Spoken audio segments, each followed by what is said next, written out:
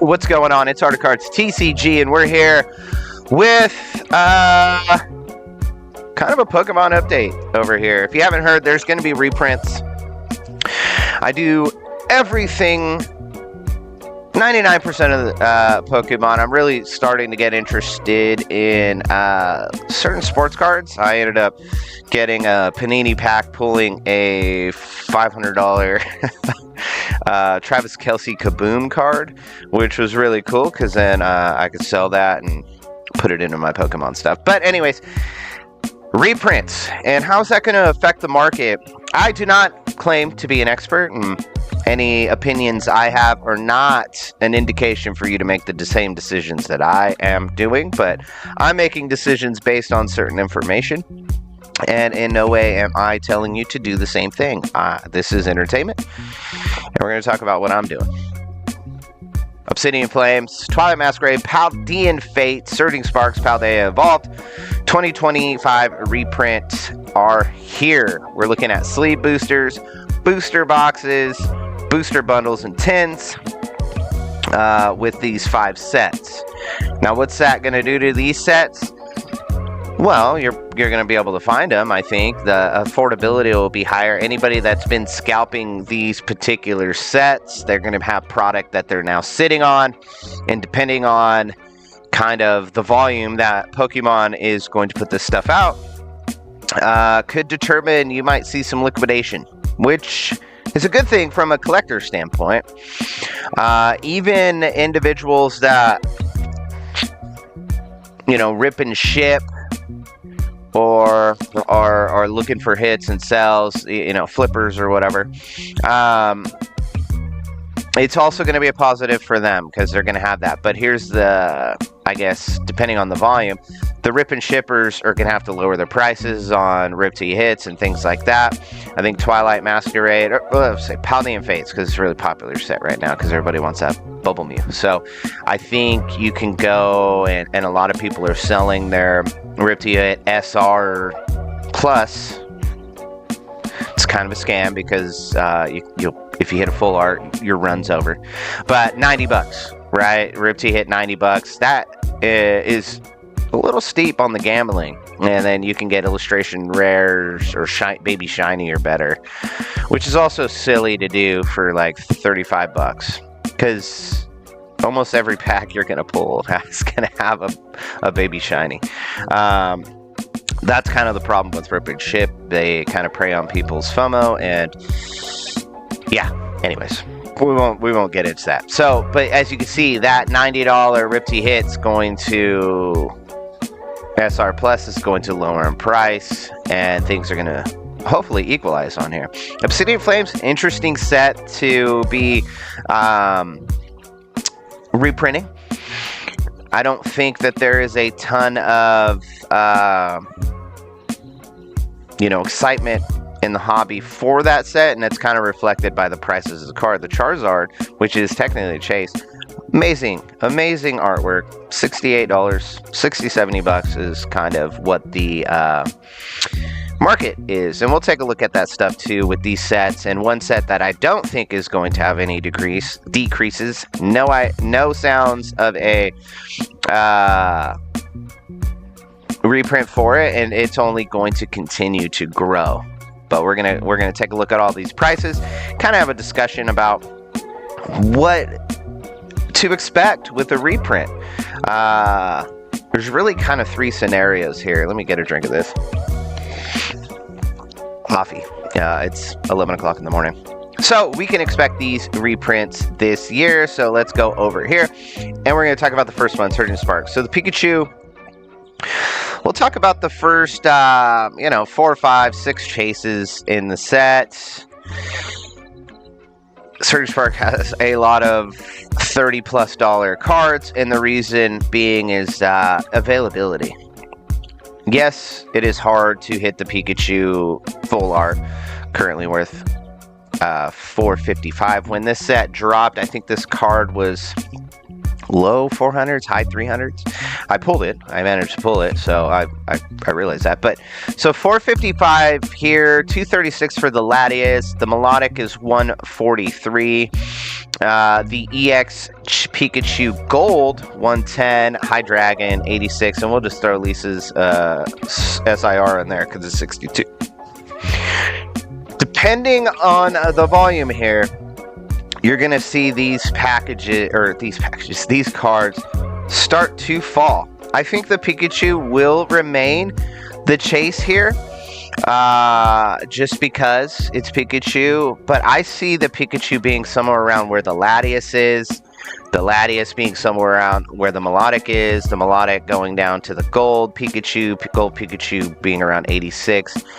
Actually, I think the Gold Pikachu is going to fall below High Dragon and be around 62, and High Dragon is probably going to stay around that $80 range. Lisa's Pill's probably going to turn into a $50 card. So, probably going to see a decrease in the value of these cards from 30 to 50%. And the reason why I say that is because availability will become high. Now, I'm going to talk about in these initial kind of theories about where these cards are going to go. I'm talking about a best case scenario for us as a consumer, us who does not get distro prices, and we don't have a bankroll to go clear out a Target on a Tuesday morning. So we're going to talk about that first. Now, the alternative here is that Surging Sparks remains very popular because maybe the reprint for this isn't going to be quite as heavy as the other sets, and you might see maybe a 15 to 20% decrease on these prices, or no decrease at all. That's like the extreme. I'm going to go somewhere in the middle, though. I'm really going to go with, we're going to have availability. We're going to be able to go get these cards. Yes, the print's going to be high. I would say in the initial stages of it, scalpers are going to be going nuts, and we're not going to see it right away. But within a few weeks of constantly bum rushing the store, they're going to run out of money. They really will. Unless you have millions of dollars to throw at this, you're not going to be able to beat everybody at the store. Therefore, you're going to be sitting on product, and you're going to have to make a tough decision on if you want to liquidate this stuff because it's no longer selling for scalper prices. So that's like where I fit in the middle. We're not going to be able to get this right as these reprints start to hit the store shelves. We might have to wait a few weeks but be patient to really see the benefit to us, right? So another set on that is Paldean Fates. Paldean Fates is kind of wild, if you ask me, because it's a very popular set because people are looking for that quick dollar. They want the Bubble Mew and the Charizard, specifically the Bubble Mew, and they want to offload that immediately. If you have these cards, pay very close attention to when these reprints start to hit, because if you're looking to sell them, you're going to want to maximize your profit and not wait too long in the reprint era for these cards, because they're going to drop dramatically. Mew EX and Charizard EX are not easy cards to hit in here. The Gardevoir is arguably the easiest out of the special illustrations out of those top three. I'm not talking about all of them, but the top three. And I think it's evident there, the $92. The reprint is going to drastically change this set here, I believe, with the Mew specifically. I think Charizard is going to take the top spot again, and the Mew EX is going to be hovering around that $200 range. And Charizard's probably going to go up a little more because Charizard is a fan favorite. So is Mew, but Charizard is more. The Gardevoir's probably going to go back to being a $60 card. Pikachu will probably remain around that $45. The Iono probably drop a little bit. The Charmander, I would say, would be, there's nothing crazy about that, so it'll probably stay the same. And then everything else in the set is kind of, there's no wow factor for me in the majority of this set. I do like the Mew EX Full Art Shiny. I think it's a cool card. I think it's underrated at $17. You might see that go up. The Mimikyu, I would think, would go up too. It's another good card. The Snorlax is excellent card. Go up. And yeah, we'll see these big chases kind of stabilize and come back to reality a little bit. Paldean Fates, I think, will have the most change. in the fact that Mew and Charizard, specifically the Mew, we'll start to see to come back down around that $200 range. It's not a wildly attractive card, if you ask me.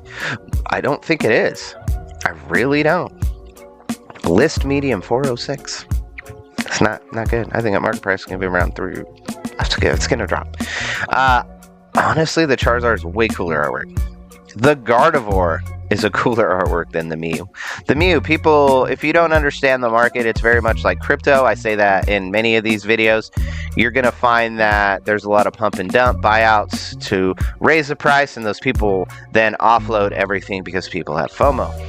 And that's why you're seeing a lot of market manipulation happen right now. So let's move on to the next set, Twilight Masquerade.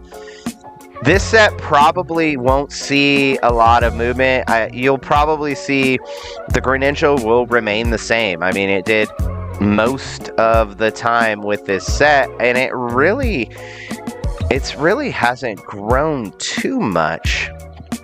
And honestly, it's not that great of an artwork, but I think the box version of the full art is much better, special illustration. But Perrin, 104. Don't know why this is a loved card other than the potential, the playability here, but otherwise, goes in a set. The Eevee, I think, will remain a chase card. Honestly, I think that Eevee should be above the Perrin right now. I mean, it's such a cooler card. It will never be the Greninja because the Greninja is such a hard pull, special illustration, X, Y, and Z. It's also very playable. But Eevee, I think, is going to beat out Perrin. Perrin's going to start dropping. Perrin, in my opinion, should be somewhere around where Carmen is now. Carmen goes back to $70, $60-$70. Blood Moon Ursula, again, a playable card, fantastic artwork. You're going to see a lot of market manipulation there as well. The Chansey, in my opinion, is a much cooler card than the Blood Moon Ursula, but whatever. And Tatsugiri is, Tatsugiri. Honestly, this card should not be $31. I see that dropping back to the mid-20s, and being kind of a much more attainable card. The Growlithe, which is the Perrin counterpart, I believe would be much higher. It's such that Hisuian Growlithe is such an amazing artwork. And even this Infernape is super cool. Like, I don't understand how these cards are still only $17.99 with the boom of illustration rares being much more higher, especially depending on the illustrator as well as the type of artwork. I know there's probably more availability of this, which is dictating some of the price, but it's kind of interesting to see how that works. So, I mean, you'll see a little bit of market change here. I just don't think the Greninja, as with the Pikachu, is still going to be an expensive card. I think the Pikachu is just going to be closer to $300. If we go to Obsidian Flames, this set, you're probably going to see some interesting changes here if nothing happens. So the Ninetales, I think, is going to probably be the chase card. That's just what I feel. I feel like the Charizard has never made a run in this department, or for this set. It's never made a run for this set, I don't think. It's always been around that $60 to $70 range. I don't know why. It's amazing. Cleafa, I think, is just getting a pump and dump. That's why you're seeing that there. But the Ninetales is arguably the best artwork in this set, and I feel like this is going to continue to grow. And it's not easy to hit either. So I think we'll see that. The Gloom is another one that I think will maintain or increase in its price. I really don't see anything else in this set that is going to do anything crazy after the reprint. This is already a kind of a mild set to begin with, so I don't see anything amazing maybe long term, 20 years, sure. But I think this is going to be hurt the most overall because it's already really low. Or there's or it just, you know, it kind of stays, just because that's the way it was prior to this kind of extreme. You're going to see things like Paldean Fates, I think, is going to hurt the most. So if you have those cards, stay close to what the market's doing and kind of offload that stuff. I pulled the Magic card recently out of Paldea Evolved. I bought 29 packs from my local Rayleigh's, and really, that's all I wanted out of there. I got it. I sold it. I wanted actually the T-Tar for my personal collection and get it graded, or the Raichu. I think those are far better long-term holds, because the Magikarp, although extremely amazing and it's a Shinji artwork, I just don't think it needs to carry that weight. If Paldea gets a big reprint, you're going to find this card well into the mid-100s. Way more affordable. It's kind of time, I think, to hold and let go in the next coming months if you pay attention to the market. But I do see certain cards growing in this set, like T-Tar right here and this Raichu. I think that those sets are going to grow. You're going to see these other cards that are kind of exploding. I have this right now on my TCG player. I've kind of left it at where it was. I haven't really raised it with the market, but I think that's an amazing artwork.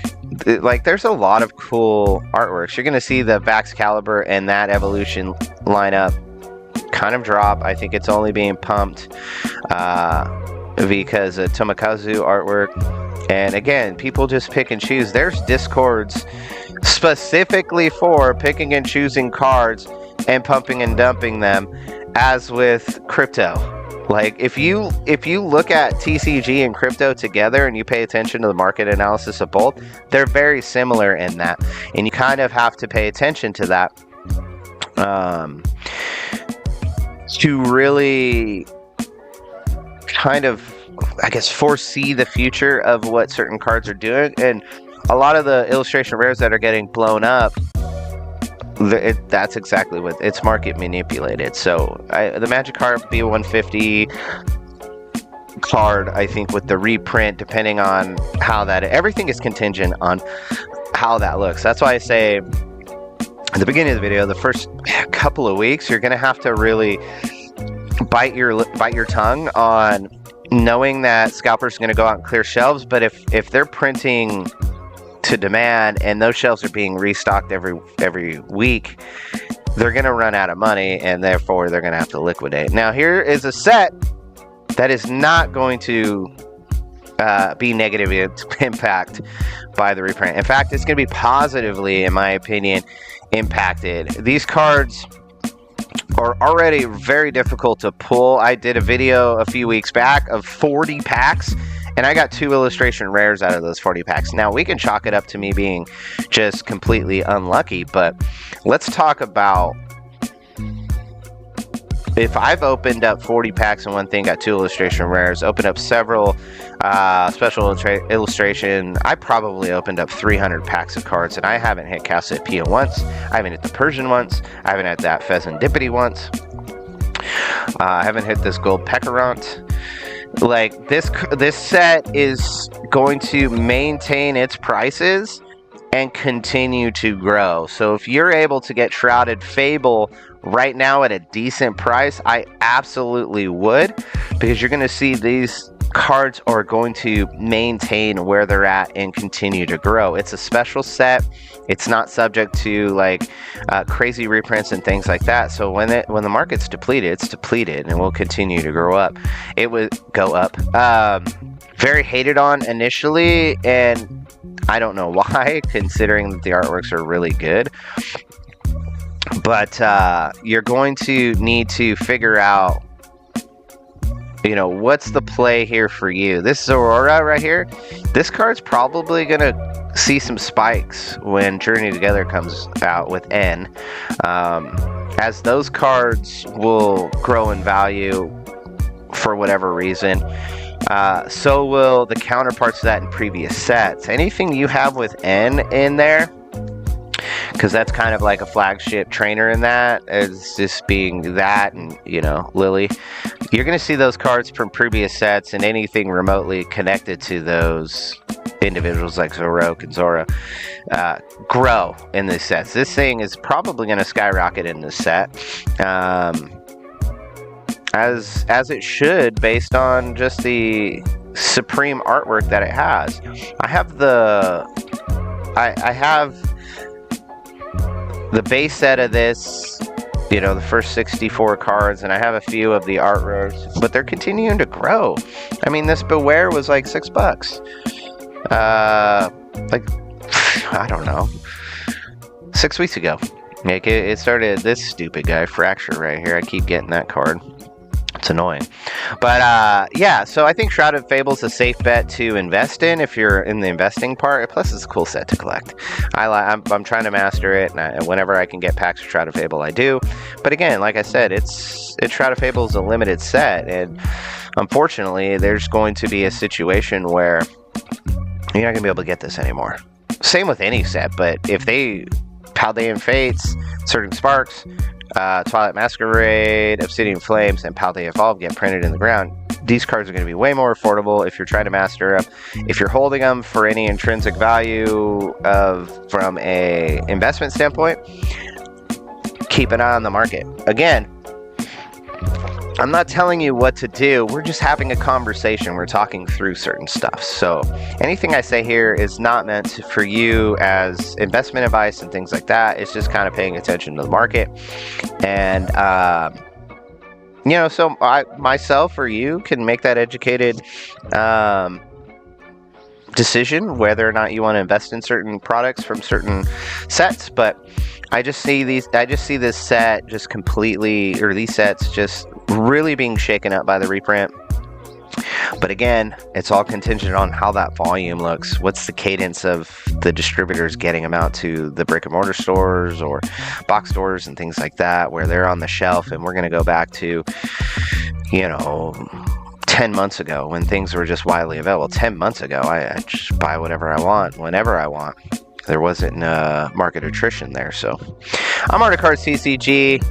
Look for my videos 3 to 4 times a week, long form. I always have shorts on there, but please like, subscribe, and as always, I will see you on the next one.